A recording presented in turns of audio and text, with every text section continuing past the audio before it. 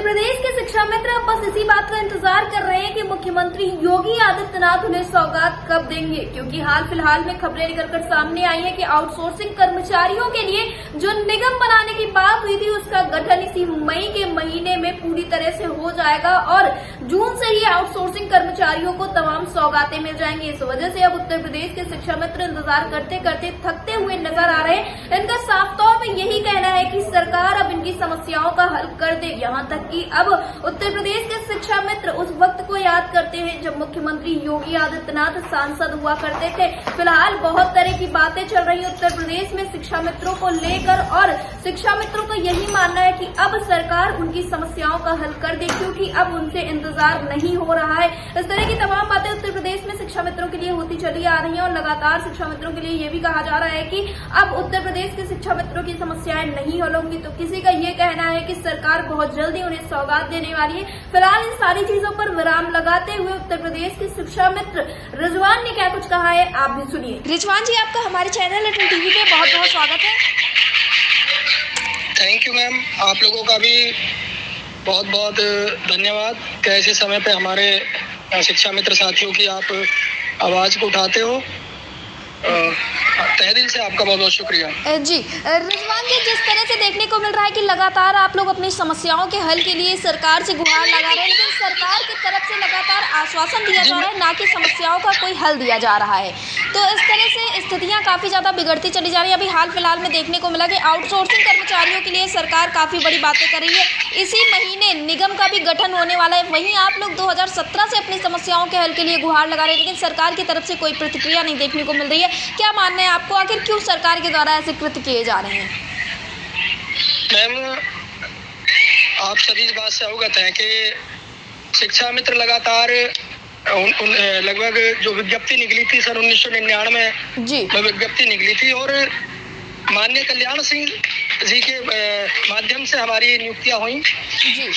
और उसमें सबसे बड़ी बात यह थी कि जिस समय हम नियुक्त किए गए थे तो शिक्षक पद के सापेक्ष करे गए थे जी, क्योंकि उस समय विद्यालय खाली थे। अधिकतर विद्यालयों में ताला लगा हुआ था।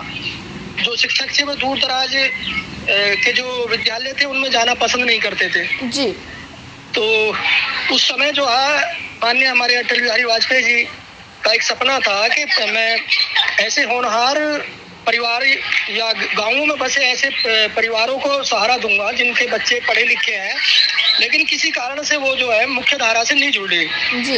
हम शिक्षा मित्र जो है अटल बिहारी वाजपेयी जी का एक सपना है, तो उनका ये था कि योग्य बच्चे सामने आएंगे और हमारे देश और हमारे राष्ट्र का जो एक भागीदारी करेंगे और उनको एक नौकरी भी मिलेगी इस माध्यम से और नौकरी का स्तर भी बढ़ेगा, लोगों के जीवन यापन भी बढ़ेगा। तो हमें वहाँ से लेके माननीय कल्याण सिंह जी के माध्यम से हम नियुक्त हुए जी।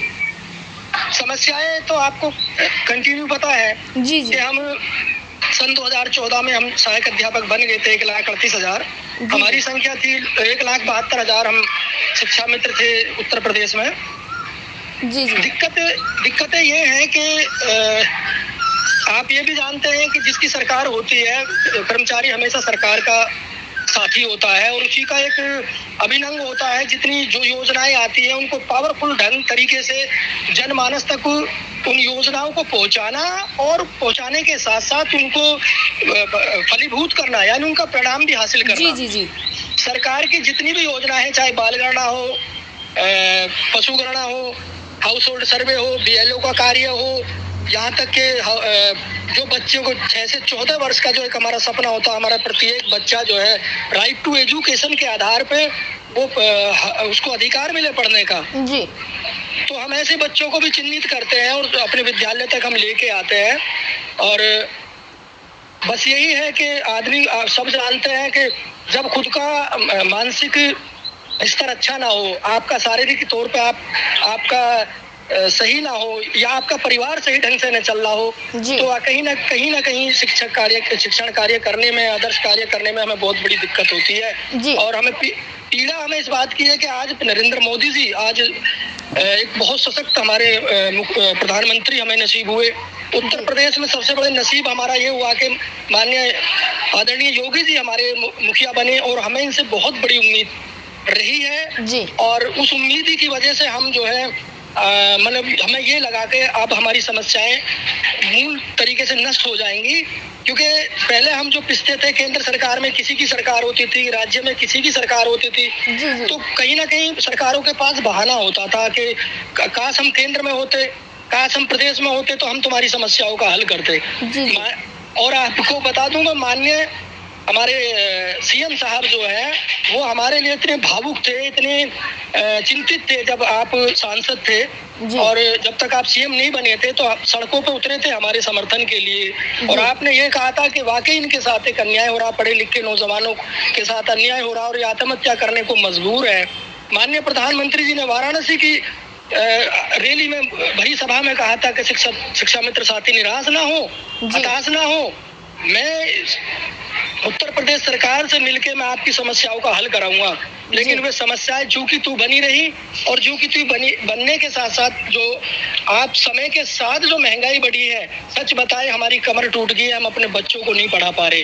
आज हम अपने बच्चों को ये भी नहीं वक्त पे उनकी हम फीस भर पाए, वक्त पे हम उनको पढ़ाएं, और आज हमारी उम्र ऐसी होगी कि हम कहीं ठेला भी नहीं चला सकते, हम कहीं छोला कुलचा नहीं बेच सकते, हम पकौड़े नहीं तल सकते, हम रिक्शा नहीं चला सकते, क्योंकि मजबूरी हमारी है कि हमें जो गौरवान्वित हुआ है शिक्षक पद, उसकी गरिमा को बना के रखना है। भले भूखे मरना मंजूर हो, लेकिन शिक्षक पद की गरिमा को हमें धूमिल नहीं करना है। इसी वजह से हम बड़ी कष्ट में हैं, जीवन बड़ा कष्ट में है हमारा, बहुत कष्ट में है हम, और अपना जीवन यापन बड़े कष्ट में कर रहे हैं जी। आप लोग इस तरह से हमारी बातों को उठा रहे हैं। हम तो चाहते हैं कि आपके माध्यम से माननीय प्रधानमंत्री जी अपने वादे को पूरा करें, माननीय मुख्यमंत्री जी अपने वादे को पूरा करें। हम ये नहीं कह रहे कि हमें आप कुछ बना दो, बहुत ऊंचा पद दे दो, अरे हम तो ये कह रहे हैं हमारे रोजी रोटी का जुगाड़ कर दो। हमारे भी सपने हैं, हमारी भी कुछ उम्मीदें हैं, और होता भी है जब सशक्त सरकार होती है, मजबूत सरकार होती है ना, जी। तो आदमी को बड़ी उस अपेक्षाएं होती हैं, उम्मीदें होती हैं, और उसी उम्मीद पे हम जी रहे हैं। और सबसे बड़ा दुख ये है, आपके माध्यम से बता दूं, आज लगभग मेरे 1150 प्लस 11,000 से भी ज्यादा शिक्षा मित्र साथियों ने अवसाद में, तंगहाली में, बदहाली में, गुर्बत में, और अपने परिवार की आज वो कंडीशन की जो स्थितियां हैं उनसे जो है लोगों ने आत्महत्याएं कर ली हैं, और हत्याएं भी ऐसी की हैं कि उनके पास डिग्रियां कुएं की मन पे रख के नीचे कुएं में कूद गए। लेटर लिख के माननीय प्रधानमंत्री के नाम, माननीय मुख्यमंत्री के नाम लेटर लिख के रेल के नीचे लेट गए। आप सोचिए इससे बड़ी दुर्दशा क्या होगी मेरी और हमारी, कि हमारा भारतवर्ष का जो एक रीढ़ होती है, एक ये कहें कि देश की नींव जो बनाते हैं, आज उन्हीं की नींव सरकती जा रही है, तो उनके जीवन की इमारत कैसी होगी, उनके बच्चे कैसे जीते होंगे जी। उनके बच्चे तीज त्योहार कैसे मनाते होंगे। सच बता रहा हूँ मैं आपको, ईद चली जाती है, सूनी चली जाती है, जब बगल में मेरे बच्चे देखते हैं ना दूसरों के यहाँ कई जोड़ी कपड़े आ रहे हैं, जूते मोजे आ रहे हैं, और वो दिखाते फिर रहे हैं, मेरे बच्चे ताक रहे हैं। मेरे छोटे भाई हैं, मेरे बड़े भाई हैं, उनका जीवन वो एक मजदूर है, लेकिन मुझसे बेहतर जिंदगी जी रहे। आज मेरा बच्चा उम्मीद लगाओ बैठा माननीय मोदी जी से, माननीय सीएम साहब से, कि ऐसा कर दीजिए ताकि हमारा, अब बचा ही कितना जीवन है हमारा, मात्र किसी की 10 साल बची है, किसी की 5 साल बची है, किसी की 2 साल है, कुछ अभी रिटायर हो गए इस साल, कुछ अगले साल रिटायर हो जाएंगे जी। तो जीवन है, हम वाकई में हम बता रहे इस समय हम बड़े दुख में हैं।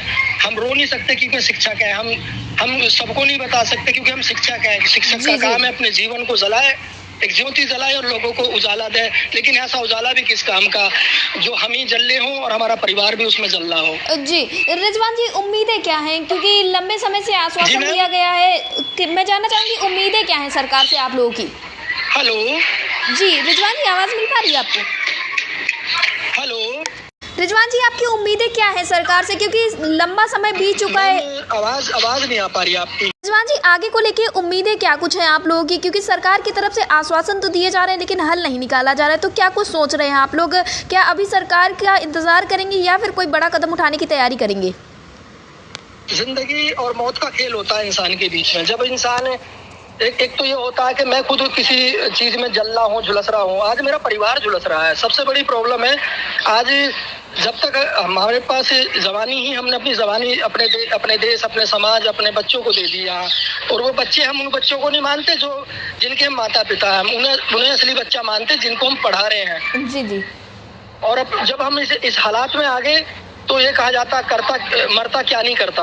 जी। गुहार है सरकार से, क्योंकि आज तो खैर परिस्थितियां अलग है, आप भी जानते हो कि हम बड़ी विपद समस्याओं से जूझ रहे हैं, आतंकवादी प्रॉब्लम में है, हमारे साथ लड़ाई झगड़ा शुरू है। अभी तो खैर हम इस समय हम सरकार और अपने देश के साथ खड़े हैं, लेकिन ये है जब आने वाला समय होगा, हम सरकार से उम्मीद लगाए बैठे हैं। कई बार क्या होता है, हम सांसद से लेकर विधायक, MLC और छोटे से छोटे नेता, हम सबसे गुहार कर चुके, सबसे पत्र व्यवहार कर चुके। माननीय प्रधानमंत्री जी को पता है, माननीय मुख्यमंत्री जी को पता है। बस दिक्कत एक आ रही है मैडम कि हमारे ऊपर एक मोहर लगी हुई है कि ये समाजवादी के हैं। समाजवादी का, देखिए सरकार कोई भी हो, कर्मचारी उसका होता है। जब समाजवादी ने हमारे लिए अच्छा काम करा तो हम समाजवादी के कहलाए गए, और हमने वाकई उनके लिए कुछ बेहतर काम करा होगा। आप भी अच्छा कीजिए, हम उनसे भी बेहतर काम हम आपको करके दिखाएंगे, और कर भी रहे हैं हम। जी जी रिजवान जी, एयरटेल टीवी से जुड़ने के लिए धन्यवाद।